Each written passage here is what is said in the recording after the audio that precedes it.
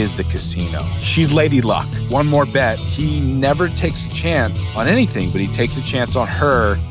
He ends up getting bit by the same thing that has basically wasted generation after generation of people who have gone to Las Vegas. And so he goes back into the kitchen and he's like, hey, there needs to be the exact same number of blueberries in every muffin.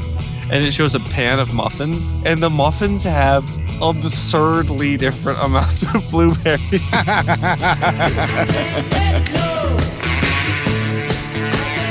Welcome back, movie listers. My name is John, and I'm a filmmaker. My name is Matt, and I'm a doctor. And the movie list is a list of 100 movies that John has made for me. I've never seen any of the movies on these lists, and John has. They're some of his favorites. We're going through these one at a time with my fresh eyes, with his expert eyes, and we're analyzing them, telling you what we think. And this week, we're going over Casino. Your eyes don't look super fresh right now, Matt. Are you just getting off a long shift? I've worked more days in a row than I care to admit. I am very tired. Matt's an actual doctor, by the way, guys. So this is a labor of love that we're doing here. And so, by the way, it doesn't have to be a labor of love. We put a lot of hours into this. If you guys are interested in joining this conversation, knowing what movies are coming up, being part of that voting process, and maybe one day making it so poor old Matt doesn't have to be a doctor anymore. First world problems. But no, you should join our Patreon. Look, it's not a lot. It's just a little bit to help us out, help us push more content. You know, we have editors and we have people that we pay to help us out because we have families and full-time jobs, and we want to keep making this happen. So if you guys want to be part of that turtle club, join our Patreon. I'll put a link down below. And we would love to have you guys. We have an exclusive Discord channel that we're starting up where you guys, Turtle Club members, are going to be able to be part of. And then maybe Matt won't be so tired all the time. Matt, what do you think? I'm going to be so energetic in the future. You won't even believe it. So much energy. Well, I've got a lot of energy right now because we're talking Casino by Matt, directed by Shyamalan, baby. M. Night Shyamalan. That's right. By the way, if you guys we're not like completely off our rocker here because the Shutter Island episode where Matt actually thought Shutter Island was what was it? Oh yeah, you thought Martin Scorsese directed Signs and Fight Club. Sixth Sense. And Sixth Sense. You were just really throwing it all over the place. I was confused. I know better than that.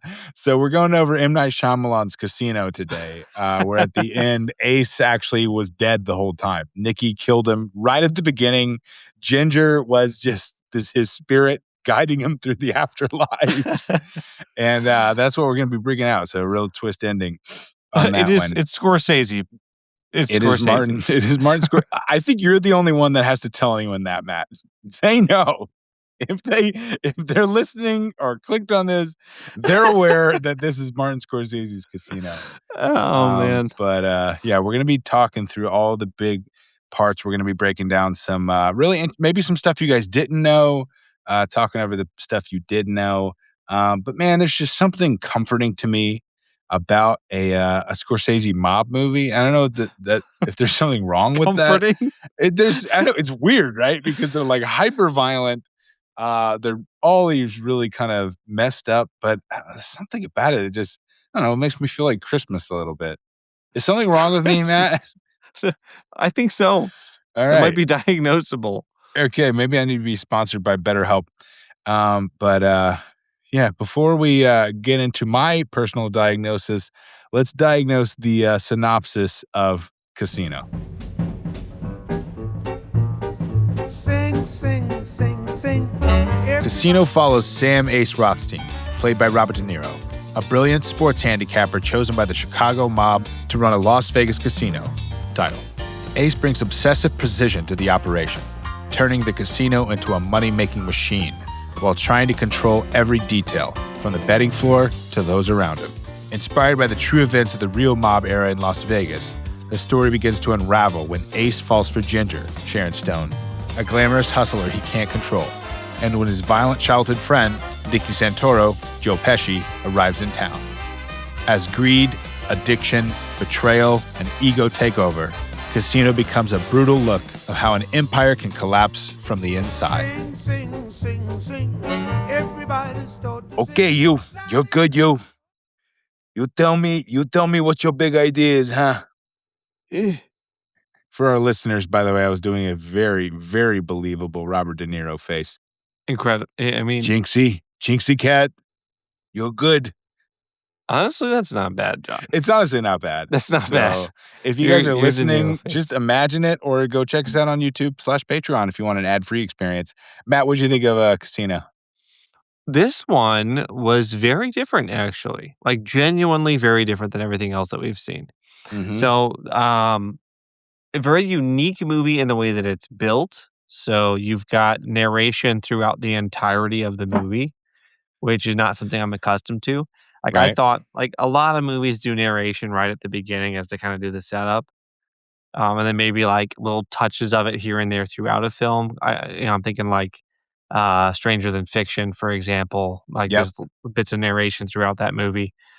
Um, this one is the entirety of the movie is narrated, but you're also watching a movie at the same time. And I don't know that I've ever seen that. Another thing is that there's multiple narrators, and it's not just that you have Ace, who is Robert De Niro, and then you've Right. got Nicky. Nicky, who's Joe Pesci, and there's also that third guy right at the end. I don't know the actor's name. Like, at the end, he's like, "Well, obviously, I can't lie to the bosses because then I'd be potentially like that guy." He ends up lying to the bosses. Spoiler alert.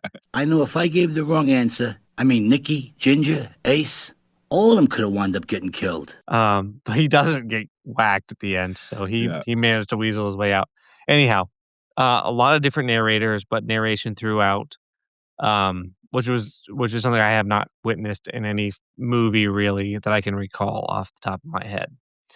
This is the first movie on the movie list to make me like legitimately boiling angry. I was just furious at multiple of the characters. Like, golly, man, Yeah. the characters in this movie are they're so big. They're all Mm. so big. Yeah. Like Ace, even though he's got this sort of demure, like almost meek nature to him most of the movie, like he's very reserved. He speaks when he needs to. He's in control most of the time.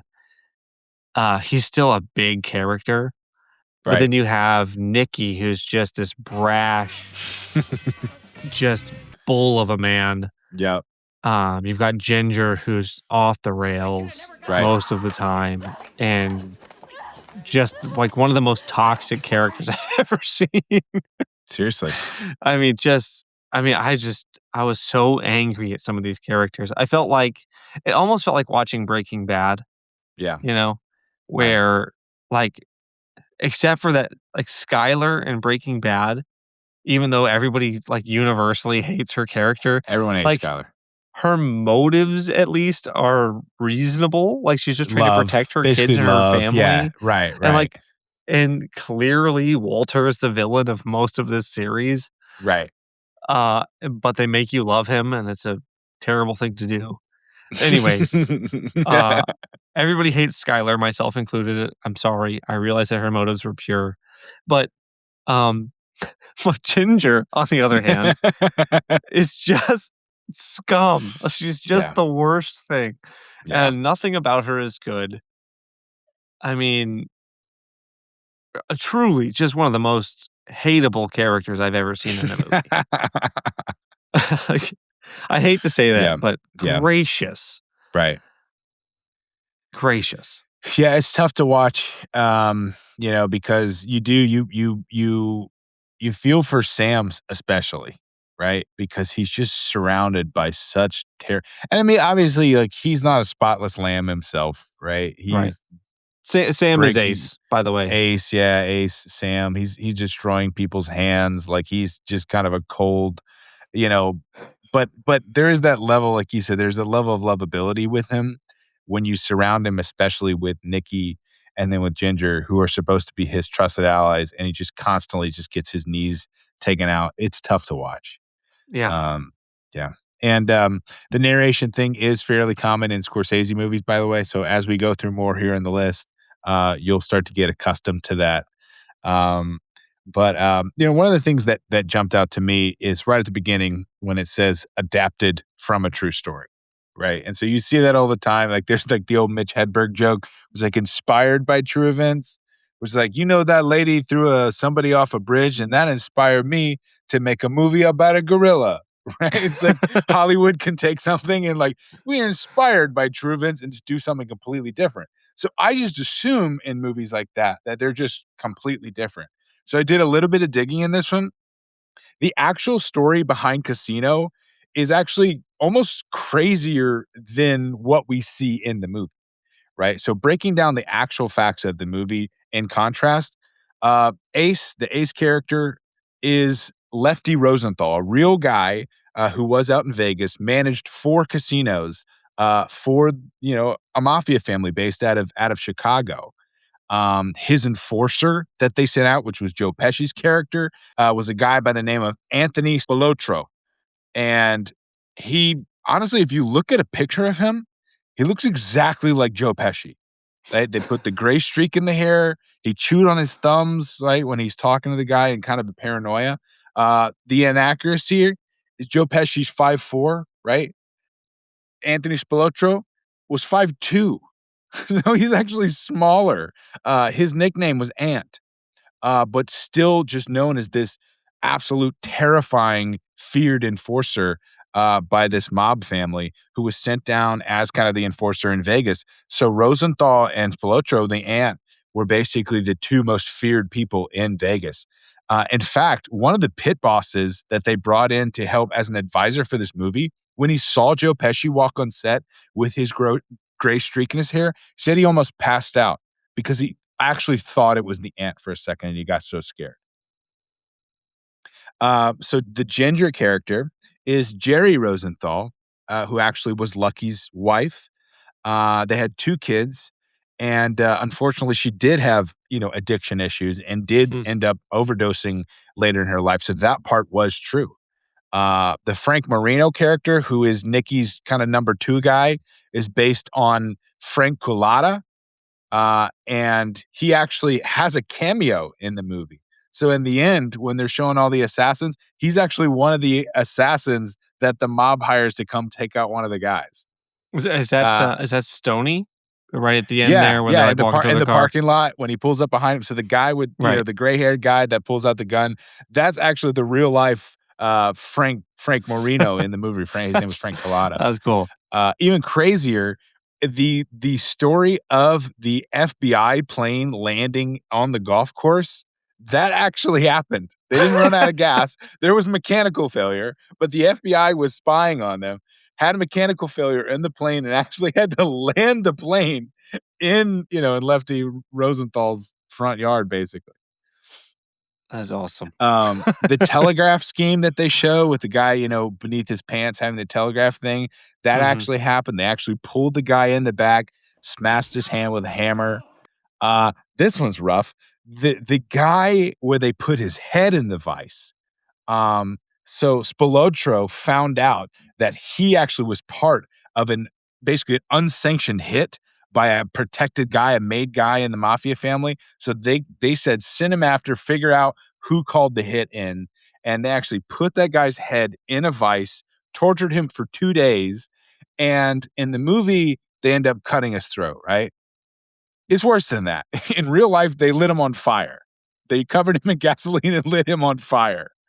And then, to really tie around the mob story, at the very end, when Lefty/Ace steps into his car, turns the ignition, car bomb assassination attempt, that actually happened in real life. Lefty actually had a car bomb assassination attempt on his life that he only survived because of the metal plate on the driver's side. So all of that between what was unrealistic in Casino pretty much actually happened. The adapted part was more true than when they let on.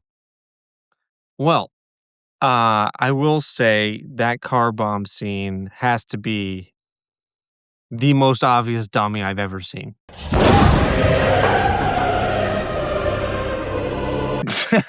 Yeah, in movies. Holy cow. And it's like the very first scene of the movie. I know. I don't know why they did that. Yeah, that was rough. And then they show us no fewer than 3 different explosions. You know, like if you watch the explosion at the beginning of the movie, you're like, "Oh, this guy's dead." And he's flying through the air. Yeah. Yeah, on fire. And then you watch at the end of the movie, he's like not even Yeah. in the car when it explodes. I'm like, it's just a lie. So, They're just lying. did you ever see that movie Mafia with Jay Moore? Of course So not, remember man. when that well, you may have, there's a big trend in like the 90s of like those spoof movies, 80s and 90s, like Hot Shots and Airplane and all those. Yeah. It was one of those, but of all mafia movies, it was called Jane Austen's Mafia with Jay Moore. And they do the same exact intro where he gets in his car and he starts it. And it explodes, and he's flying through the air, and they do a whole montage of that, and then he's dunking a basketball. He's like alley-oop and dunking a basketball, and then he's flying through the air, and he catches a frisbee with his mouth. It's such a funny reference, but yeah, that was a pretty silly way to start the movie. Otherwise, a pretty perfect movie. Yeah, if that dummy wasn't so obvious, I think this movie would have been darn near perfect. I don't know why they didn't just George Lucas it. Just go back in and just visual effects, just fix it. They should. They should. I don't think do Scorsese cares. I just think he's just going to let it be. Before I ever ran a casino or got myself blown up, Ace Rothstein was a hell of a handicapper. I can tell you that. I was so good that whenever I bet, I could change the odds for every bookmaker in the country. I'm serious. I had it down so cold. So one of the things I loved about this movie is that the wardrobe is unbelievable. Yeah. It's perfect. And the suits, man, the freaking suits that Ace gets to wear in this movie. He's got blue. He's got orange. He's got pink. I mean, dynamite suits, start to finish. Yeah. And like, where do you get to see wardrobe like that? The budget for the wardrobe in this movie was over $1 million just for the wardrobe department. Sharon Stone has 40 wardrobe changes through the movie. Robert De Niro has 70. He has 70 wardrobe changes in this movie, which is insane.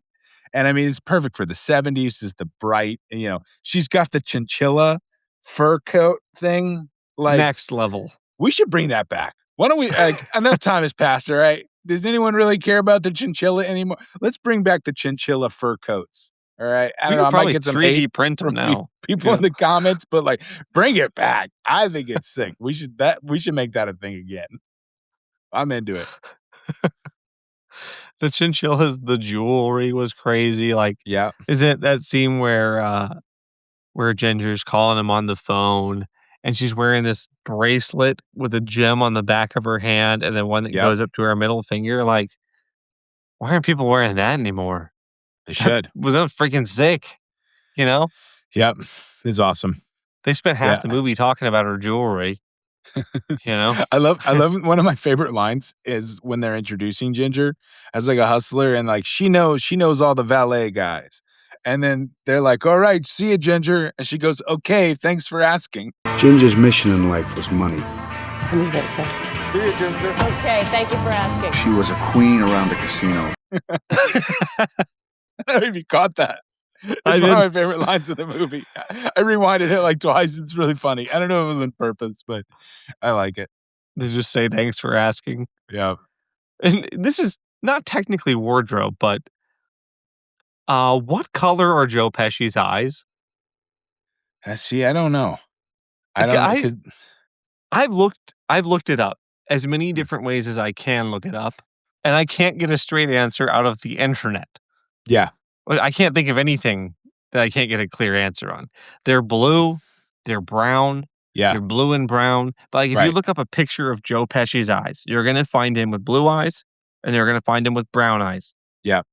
And then you're going to see real close-up pictures where they're blue and brown. Right. And maybe that's the real answer. I don't know. But So medically, what do you think's going on there? Is it just light, or can that change? Or is it contacts? Can I answer budget? I think it might be budget. Based on how much money they pay him? Yeah. All right, so big budget movies, he's blue-eyed Pesci. I mean, he was blue-eyed Pesci in this one. Right, but Home Alone, he's exclusively brown. He's brown eyes. Right. Okay, you can't afford blue-eyed Pesci for a low-budget Christmas movie. Just to tag this on here, after watching this, I realized that Home Alone would have been an extremely different movie if Kevin wasn't so elusive. Because if Joe Pesci just got a Joe pin. Pesci had his way, man. All he needs is a very pin. different. Yeah, a pen, and Kevin has a different Christmas. Yeah, seriously. Speaking of which, I mean, Joe Pesci is so good. Joe Pesci and Robert De Niro together is just the perfect combination. In fact, it's so like effortless. I feel like their chemistry together, that what I heard is that Scorsese basically would give them the script and he'd give them the basic points that they would need to hit in a scene. He said, here's where you need to start and here's where you need to end, and here's the important parts you need to hit. But they said like 80% of the scenes they did together were completely improvised. He just would give them complete free reign. They understood their characters. They know where they needed to hit. And basically like the majority of the dialogue between De Niro and Pesci in this movie is improvised. That's just them. But what'd you think, I wasn't going to find out? I don't even know what you're talking about, Nick. Who said I'm bringing heat on you? I got to listen to people because of your fucking shit? You're ordering me out? You better get your own fucking army, pal. I didn't order you or anybody. I only told Andy Stone that you had a lot of heat on you, and that was a problem. You want me to get out of my own fucking town? That's crazy. Isn't that cool? That's so cool. Yeah. I mean, I think my favorite scene that kind of plays off of their dynamic in the movie is where they're at that bar and the guy like he's like, "Hey, is this your pen?" And the guy like freaks out on him or whatever. and then Nicky just kills him, you know? and then Ace is like, I was trying to figure out like what this guy's motivations were, and Nicky just killed the guy. He actually killed him with a pin. He's like, that's just like, there's no more stark contrast between who these guys are than that specific scene. Right. And and they're forced to be partners. Yep. Which is also another really interesting part of their dynamic throughout the movie. Right. It's like Ace it wants to control everything so much. Right. And Nicky just is trying to, he's kind of a hedonist, you know, he's trying to enjoy himself and live up the life that he's got for himself. Right. This position he's landed in where he has power and influence. Mm-hmm. And Ace is just not having it. Like when Nicky pushes it too far, he's like, you got to get rid of this guy. But they've known each other for 35 years. Like Nicky famously says at the end of the movie. Right. Which is another one of my absolute favorite lines of his, where Ginger's trying to get Nicky to kill Ace, and he's like, "I've known this guy for 35 years. You think I'm gonna whack him for you?" Right. Like, after she takes all this time, like trying to like manipulate him, all this stuff, he's like, "You think I actually care about you?" Right. Yeah. I love that. I mean, his character's brutal. I also love, like, Scorsese's known for his soundtracks in his movies, right? And this movie specifically, this movie has 53 songs in it. And the Rolling Stones specifically is like, it's in its own character. So the Rolling Stones are introduced in the pen scene, right? So there's the Long, Long While, which is kind of a B-side Rolling Stones. And then that goes right into I Can't Get No Satisfaction, which is a perfect, symbolism for the movie as a whole. There's actually a Devo's cover of it later in the movie. Heart of Stone is in the early scenes when Sam and Ginger are kind of getting to know each other.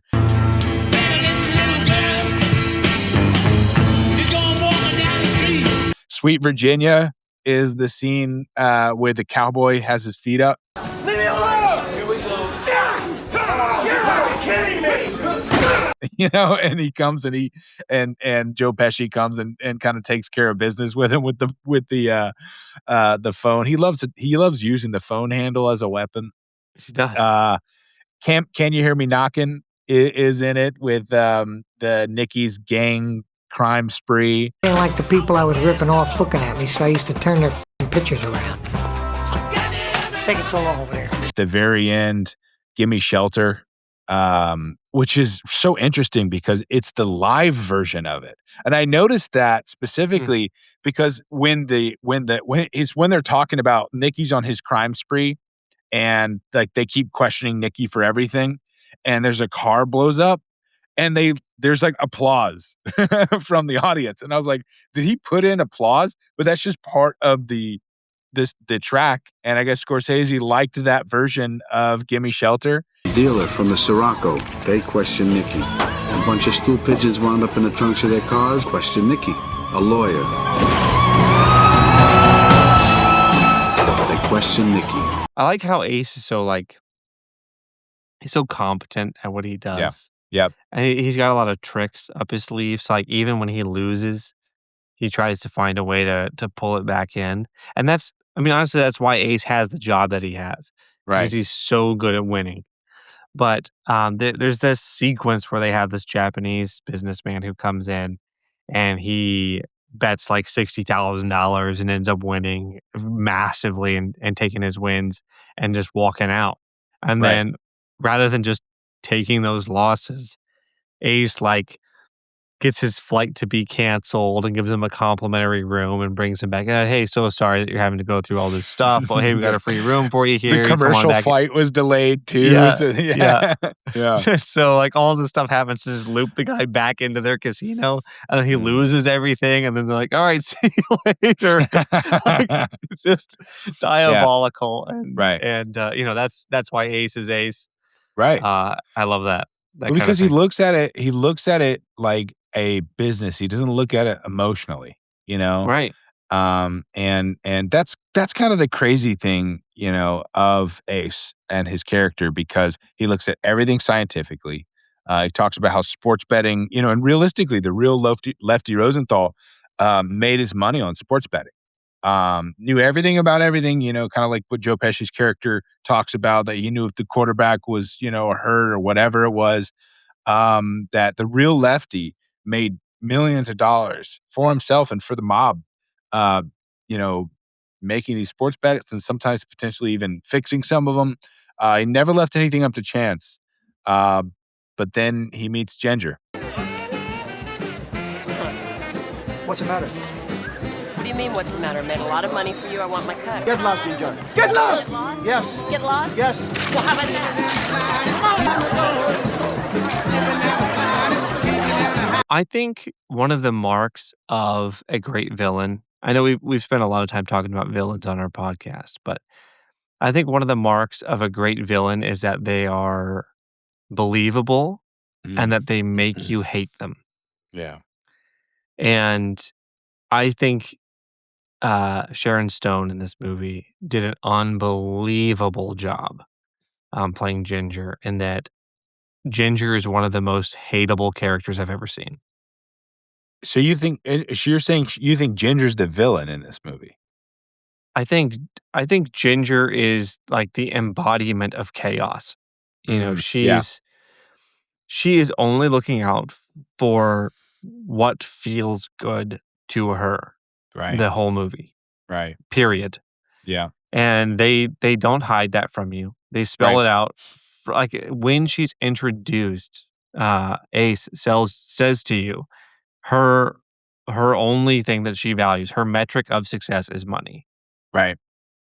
And then you get to see, as the movie plays out, why that is the case. Right. And that's because ultimately she's a junkie, and so on and so. At least that's that's how they term it in the film. Right.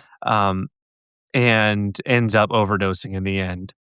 But you also learn that she's willing to use her daughter as a pawn and trying to get her, money and get her way, and use her own daughter as leverage over Ace. Right. And it's just, you know, uh, uh, you revile that character so much because she's so manipulative and she betrays everyone. Right. Everybody who trusts her at any point she betrays Right. and ends up, making Ace crazy and making Nicky end up getting killed in the end and all this just because, she's only looking out for herself and she doesn't Right. care. Right. And what plays into that is an enabler. Or I guess they enable each other, which is the worst case scenario. But Lester, Right. Right. Oh, Lester yeah. freaking sucks, man. James Like, Woods. like if there could be a worse character than Ginger, it's Lester. Yeah. It's just like, Yeah. I mean, what a nightmare. Lester. I mean, he is truly only looking out for himself. Yep. Like And he's using her. At least Ginger's looking out for Lester, so Right. she at least has that vulnerability. Lester Yeah. has no vulnerabilities. He's Right. invincible. He's an Right. invincible bad guy, you know? And it does allow for one of my favorite scenes in the whole movie. Lester just being as horrible as he is, he gets to have this one interaction with who actually ends up being maybe my favorite character in the whole movie, which is going to be Amy Rothstein, which is the daughter that they're using as this pawn. Right. But there's this scene where where Lester and Ginger are talking about running off to Europe. Amy says, "I don't want to go to Europe. I want to see the Elephant Man." And then Lester says, "Shut up. We aren't going to go see any elephants." And then she says to him, "You shut up." You shut up. No, you want me to come over? I'll smack your face. And give me your shit. Okay. The 9-year-old girl is your favorite character in Casino? She rules, man. She rules. She's fearless. James Woods really plays Lester perfectly, though. Agreed. He apparently is around this time, whenever he heard that Scorsese was interested in working with him, he sent him a note and said, anytime, any role, any paycheck. He said, basically, you name it. I don't care about the money. I'll do it. And so this is the one he chose for him. And similar to, De Niro and Pesci we were talking about, James Woods improv'd a lot of his own lines in this movie. That he had an idea of Lester was also based on a real person, the actual Ginger's pimp in real life. And so he studied the character and he knew him. And so a lot of this stuff just kind of happened. And so I like the idea of him improving with this 9-year-old and they're kind of like, in the background. It's such a likable scene, man. It's a great scene. I love it. Yeah. And I don't know. I mean, to me, Sharon Stone is fantastic in this movie. I honestly think she makes the movie. She said she told her acting coach her dream was to work with Robert De Niro. And not just to be in the same room as him. She wanted to be across the table from him, going, toe to toe. And she does that. I mean, in a movie when you got titans like James Woods and De Niro and Pesci and Don Rickles, she holds her own. If not more than that, she kind of actually Scorsese directed it in a way, and I don't know if you noticed this, but when she's in the scene, the camera follows her, right? So even though you have De Niro and Pesci, you have all these titans around her, there is this ability. In fact, the scene where they're in the country club when he gets that award, as she's walking across the room, there's a slight vignette that pulls in around her as to say that like she is, she's the seductress. She is the gold shiny thing that you can't stop looking at. Now, obviously the analogy there is that she is the casino, right? She's greed. She is the thing that you want, she's Lady Luck, basically, luck be a lady that unfortunately you always think, oh, one more bet and I can win. One more bet and I can come ahead. And that's Ace's whole thing. Ace's whole thing is he never takes a chance on anything, but he takes a chance on her and he ends up getting bit by the same thing that has basically wasted generation after generation of people who have gone to Las Vegas. But I think she's perfect in the role. What a great analogy. Yeah. I didn't see that, but that is perfect. Yeah, the movie's about her. I mean, the movie's about It her, is. and Scorsese saw that. Actually, he had auditioned her 15 years prior for Vicky and Raging Bull, which we'll see if that goes on the list. There's a lot of Scorsese you need to see. There's a lot. Maybe that'll be its own channel. Just Scorsese Matt movies. watches Scorsese, yeah. Literally, Raging Bull's a great one. And so his wife in that movie, Vicky, she went out for that role. He didn't think she was right, but I mean, obviously she left an impression. 15 years later, he came back around and wanted her to audition for this. It's because she has a presence that is just perfect for this movie. I don't think anyone else Right. could have done it, really. This movie, you point out, this movie is about her. This movie can't happen without her character. Yep. I mean, all of the conflict in this movie surrounds the chaos that she introduces into it. And, Yeah. and Sharon Stone plays it so freaking well. Right. And if you just hate her and you're not yourself, not just attracted to her beauty, right? If you're not attracted from the literal sense, if you're not pulled in by her, the movie doesn't work, right? It really doesn't work if she's just some pretty girl, right? She has to have that element of where you're putting yourself in Ace's shoes of like, I can fix her. You know what I mean? Like that, because that's the seduction of the casino. Right. One more bet, just she's one more fun. time, and this time exactly. And She's you fun. want her to succeed. You want and so she teases you with coming back, and she teases you with telling the truth, and she teases you with saying, I need to get right, I need to get better. And so unfortunately, the parallels of gambling addiction in Las Vegas, Sam's addiction is her, and then she literally has, a number of physical addictions that she just can't kick, and none of them can kick those things, and they end up destroying all of their lives. Right. And it's like I can't think of anybody in the movie where like she physically touches them and they don't get destroyed. Right. Literally. Like, Yeah. she just if she's in contact with you, you're done for in this universe. With maybe Ace being the one example. Ace is kind of like a phoenix in this movie, where he rose to prominence. He had everything he wanted. He got involved with Ginger. It destroys his life, and then he kind of rises back from the ashes because Right. he's lucky. Right. He's lucky. He's the ace. The perfect physical analogy and the visual analogy in the movie is when he's teaching the guys at the table, he's teaching the dealers and how to even lay down the chips. He says you don't spill the chips. You stack it perfectly. It has to be perfect. Right? He's saying that to the dealer. And then literally in like 2 scenes later, she's throwing chips up in the air. Like literally hundreds of thousands of dollars of chips she's just throwing in the air. And so he's enticed by that, even though it's completely different from him, and probably because it's starkly different from him.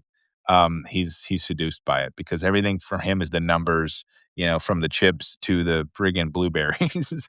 There's this other scene along those lines where he's eating a muffin with somebody. His muffin has like 2 blueberries in it, and the other guy's is like falling apart. It has so many blueberries. He's like, "What's going on here?" Yeah. And so he goes back into the kitchen and he's like, "Hey, there needs to be the exact same number of blueberries in every muffin." Yep. You guys are like, "Come on, you want me to put that's not how this works." He's like, "The exact same amount." Yep. One thing I noticed about this is as Ace is walking out of that scene, there's a shot from over top, and it shows a pan of muffins, and the muffins have absurdly different amounts of blueberries. There's like half of them that are just crammed with blueberries, and half of them that are completely bare. Yeah. And I just thought it was like a little joke that they put in there for people who are like really observing the scene. Yeah. I love that kind of stuff. Dude, crazy fact about that is the actual like Lefty Rosenthal did that. He insisted on exactly 10 blueberries per muffin. So that whole joke, that's a real thing that happened. Isn't that insane? That's freaking crazy. I did not expect that would be a real thing from this movie. Yeah, man. But that's the point. He was precise down to every single little minute detail. Every single And blueberry, Ginger dude. just came and just freaking messed everything up. Ladies and gentlemen, the Tangiers Hotel proudly presents the all-new Sam Rothstein Show, Aces High. So after they deny his like licensing, request, he does the Aces High show. So more true life story. He actually did that. He made the Frank Rosenthal show. He had celebrities on there. He had like Dean Martin. He had Frank Sinatra on there. Actually, ironically, he had Don Rickles on the show, who ends up in this movie. And actually, the real Ace, the only thing he was upset about in this movie in terms of unrealistic was he was like, "Oh, I would never be juggling on TV. I would never do that." Like that was the one thing he was mad about. But yeah, I mean, Don Rickles is so good in this. In fact, on set, Don Rickles is a famous comedian, famous for like his roasting. He was like the original, roast master. And he would roast Bob De Niro on set. He would roast Scorsese on set. They thought it was hilarious, right? He would roast Joe Pesci. Joe Pesci did not think it was hilarious. And to the point where Joe Pesci like would basically be yelling at him, tell him to stop. And that would just, Don Rickles would go on even harder to the scene where he hits him, with the telephone. Even though he put on like a rubber suit with some padding on there, he said he had bruises on his back because Joe Pesci was hitting him so hard. So I mean, Joe Pesci's no joke. And another fun fact about that whole sequence. So in the Aces High show, they have like the co-host lady who's like leading the band, right? That lady, her name is Claudia Harrow, and that's actually Joe Pesci's wife. Who kind of crazy enough, she's the real gangster of the movie. So Claudia Harrow ended up going to jail for attempted murder because she hired an assassin to try to kill her ex-husband, who was a stuntman. And I guess the assassination attempt was thwarted. It didn't work and ended up going back to her while she was married to Joe Pesci. And so she ended up going to jail for like I think 12 years. She just got out gosh. I think 5 years ago or so. But yeah, she's the real gangster out of all of them. Not Joe Pesci. His freaking wife, Claudia Harrow, went to jail for attempted murder. That is wild.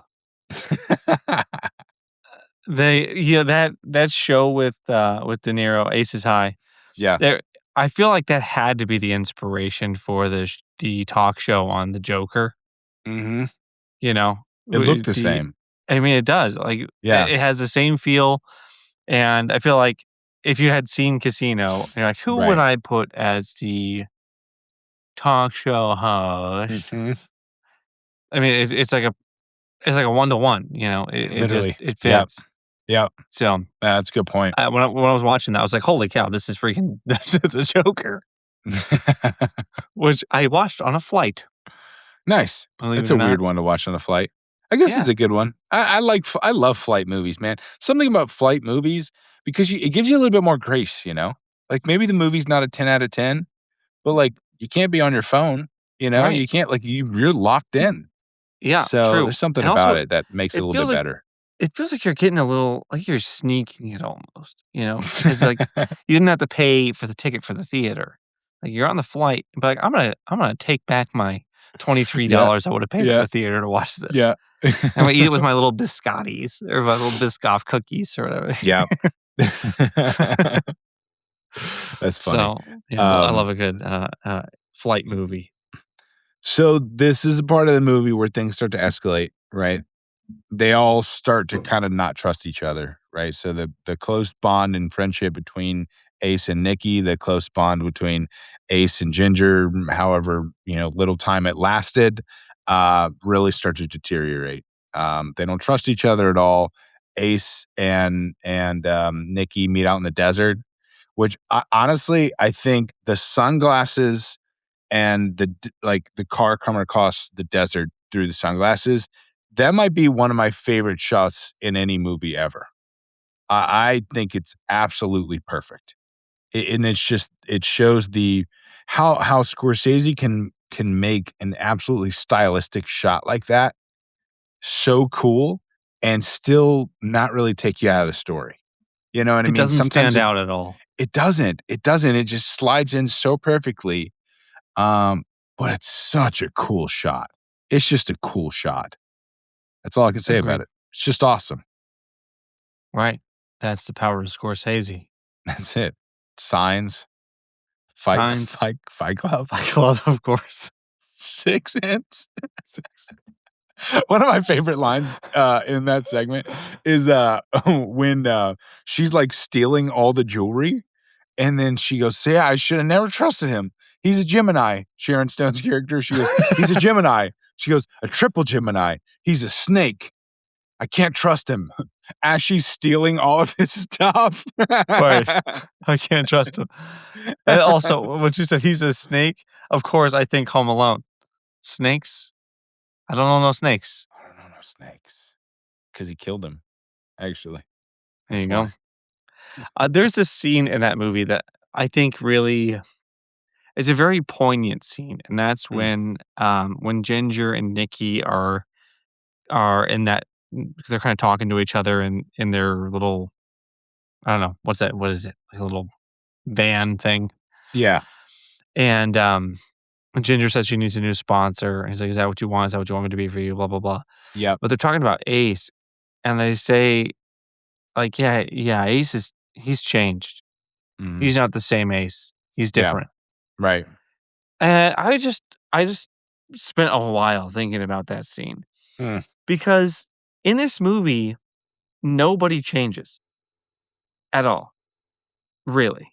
Mm. Everybody just continues down the path they're on. They may escalate a little. Right. They may become a little bit more extreme. Right. But of all the people who don't change, Ace he's the least changed of everybody. Ace is Ace true. the whole time. Yep. He doesn't change himself. And Nikki becomes more and more brash as the Right. movie goes on. They all just become worse versions of themselves, And- but none and of Ginger- them adapt. Yeah, Ginger just continues to give in over and Yeah. over again to Right. her vices. But they are who they are. And Right. you just get to see that run its course to its extreme, to its maximum. But Right. Ace doesn't change. Mm. He's the one person that everybody around him who's toxic is like, yeah, he's changed. He's the one who's changed. Well, relative to them, sure. Yeah. Yeah. They're the ones who are moving. Right. Ace stays the same. And like I said, they don't really change. They just become worse. Right. I guess you could argue that's a change, but they're the same people. They're just, their vices get the better of them over time. Right. And that's so human, man.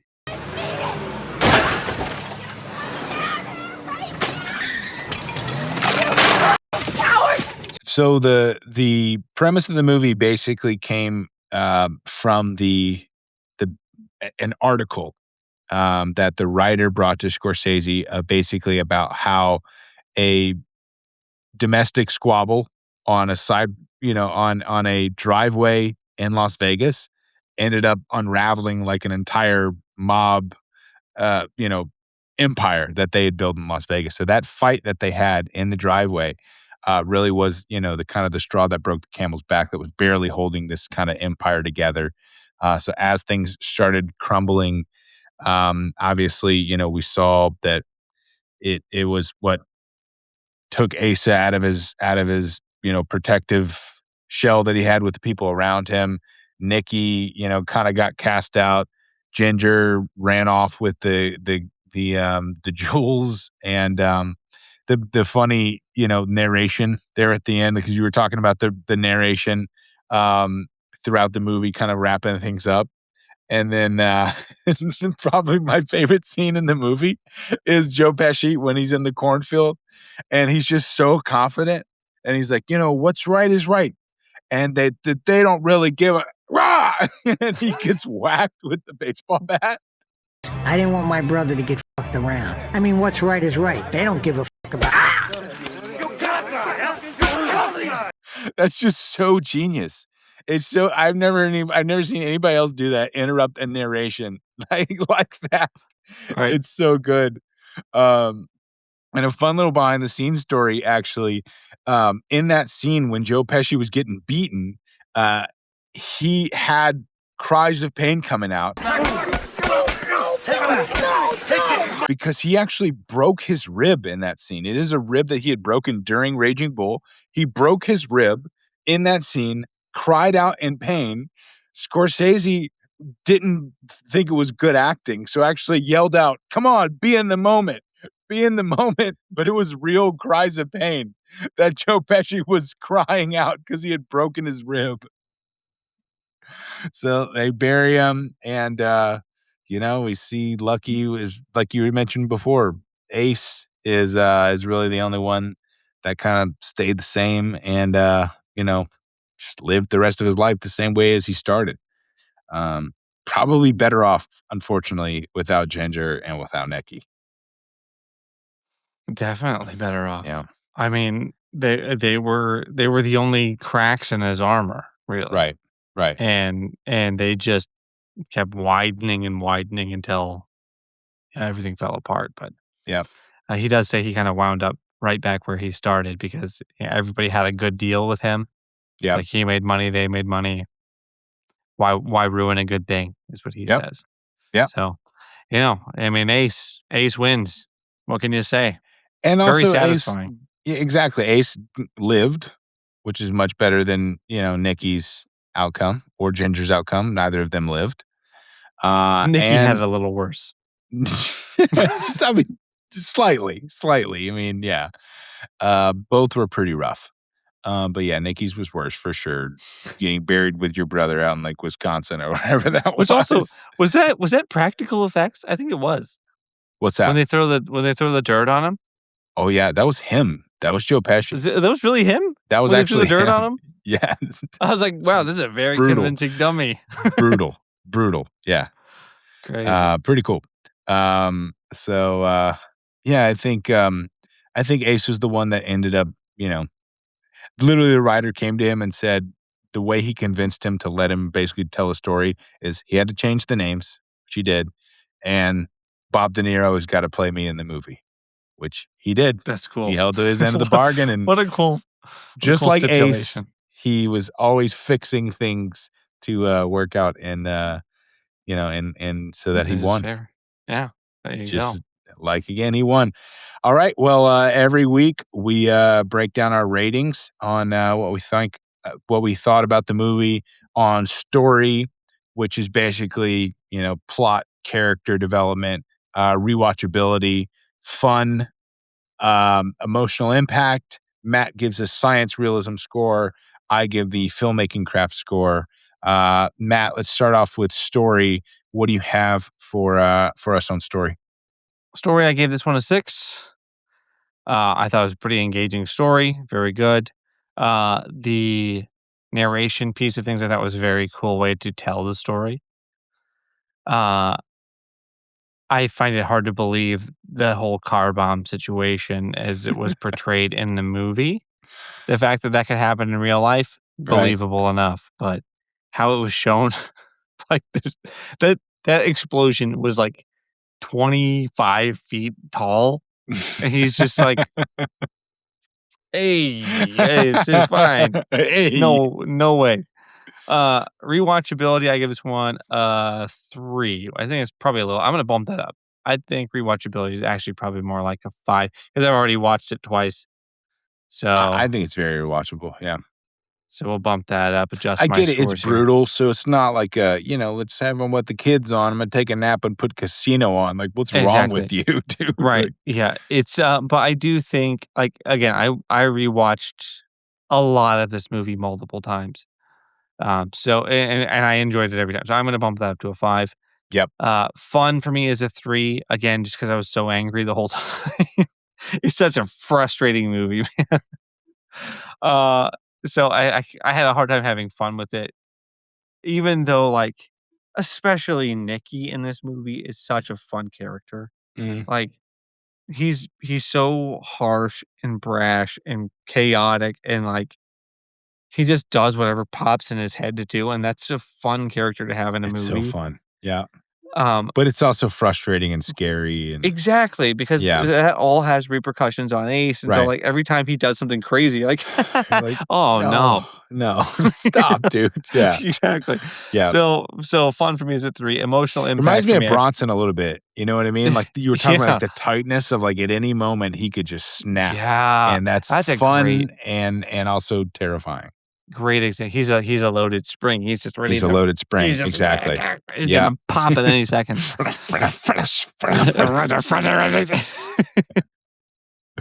Home Alone. Yes. Emotional impact for me, I put it at a 6, and that's because I feel like I was feeling stuff this whole movie. You Mm, know, like I think Ginger's character is so potent of a plot device. Like I was I was relieved, I was angry, I was anxious. Like a movie that can make you feel all of that consistently throughout the whole thing and then be satisfying at the end. That's right. just a freaking good movie. That is a good movie. So emotional impact for me is a 6, and then science realism I gave as a 9. My only reasons for dropping a few points, um, the explosion, of course, we've already talked about. Some of the assassinations, there's like no blood. And Right. then there's one assassination in particular where Joe Pesci assassinated some lady. I don't remember what for. The partner. Yeah. Yeah, Nikki. And like when he's doing the assassination, like he clearly would have shot his own self in the arm. Like The very redhead obvious. lady. Yeah. Yeah, And he like pets and her hair too when he's done. yeah. He's like, yeah. But he clearly would have blasted his own arm to smithereens in this assassination. So I was like, Got it. So that's all that's come keeping on. us from a perfect 10. Yeah, this is darn close, honestly. Like, Yeah, yeah. I can't find a lot of fault with it. There's some things where there's like genuine injuries and so on and so forth, and those Right. are all like, it's pretty legit as far as I Right. can tell in this movie. Yeah. So Yeah. I gave it a 9 out of 10 just for those couple little foibles. Right. But the way that they show the explosion in the very last take, I think that's believable. It's like a couple Yep. of flames fly through the vents, and he gets out before it really blows up, and he's okay. Sure, that's fine. Yeah. Yep. If it's the explosion that it shows in the first scene, he's not making it out of that one. So I'm gonna lose a point for that. So my overall score is a 29 on this one. Nice. Solid. Story I have at a 7. We talked about before, Scorsese doesn't do plot so much, right? He doesn't do like, well, this happens in fact, he said himself, there isn't a plot to Casino. You'd have a hard time, explaining Casino. It's really just over 20 years or 30 years of these characters' lives, but the characters are so rich. And so I have it at a 7 because of that, because there's not really a clear plot that you can explain. But the characters themselves are so good and so believable, and you really are rooting for them and feeling for them. Rewatchability, I have it an 8. Because it's one of those that every time I watch it, I notice something differently. I can look into the background more than just the foreground. Little details, like I mentioned, like the vignette, didn't notice that before. I watched it this last time through. Weirdly, these kind of movies are comfort movies to me. It shouldn't, but it feels like Thanksgiving when I put these movies on. Maybe that says something about me. Fun, I have it a 7 as well. The fun part about it is the violence and the gruesome and the insanity. The not fun part about it is the violence and the gruesome and the insanity, right? So it's a double-edged sword in that it's very fun, but it's also like, oh, okay, it's kind of messed Right. up. Yeah. Emotional impact, I have it a 5. Not super emotional moving for me. A couple of scenes, specifically Ginger at the end, when you just kind of see the despair in her life, is very sad. And the stuff with the daughter being tied up, obvious abuse to the family. When you pull out of the movie and the casino and the mob and all these things, it's really just about the destruction of a family. That's very, very sad. And so, I think that's what ticks it up to a 5. Filmmaking craft, I have it an 8. It's Scorsese. It's one of his best, probably top 3. In my opinion, probably only behind Goodfellas and Departed. But it's pretty damn near close to a perfect movie. Little things like the dummy, some weird jump cut type stuff, some 90s type stuff. Maybe a tad too long, but he's allowed to do that. Otherwise, it's just great. So I got it at 35. That might be one of my highest scores so far I think so that's far really at good. 35. You know what's funny? This is one of the longest movies we've watched. It is. It's the And longest movie. it's the only one I haven't complained about being long. That's true. Every week you're like, it's a tad long. It's 2 hours. Every movie's 2 hours, Matt. Every movie that isn't like, a Except for this comedy. one. This one is 3 hours, and I watched it like multiple times. That's so funny. Oh man, I didn't even catch that. That's really funny. It's hilarious. All right. Well, we're moving on down the movie list, and I know I usually take this time to tell you guys what we're going to watch next. But I'm not going to do that. A, because I don't know yet. We haven't decided. And B, because I want you guys to join the Turtle Club. I want you to be in that discussion. I want help deciding what movies you guys want to see. We have the full movie list on there. It could change, but if you're curious, I think we've done 20 or so, maybe 21. What are the other 80 movies that we have on the movie list? And be part of that discussion. Join the Turtle Club, support the show, and help us figure out what movie's next. And you're gonna have early access to what that is, so you can get a leg up on watching the movie before you join us on the movie list. Right. Also, access to some exclusive merch, including Mhm. our T-shirt that features a character that we like to call Tyler Turton, That's right. which is an amalgamation of Tyler Durden and the Turtle Guy. Yep. So From Martin Scorsese's Fight Club. and Martin Scorsese's Master of Disguise. That's right. The first rule of the Turtle Club is you do not talk about the Turtle Club, which we're breaking right now. But we want you guys to break that rule. Join the Turtle Club. Be turtly enough. And support the movie list. So we'll see you guys next time here on the movie list. See you guys.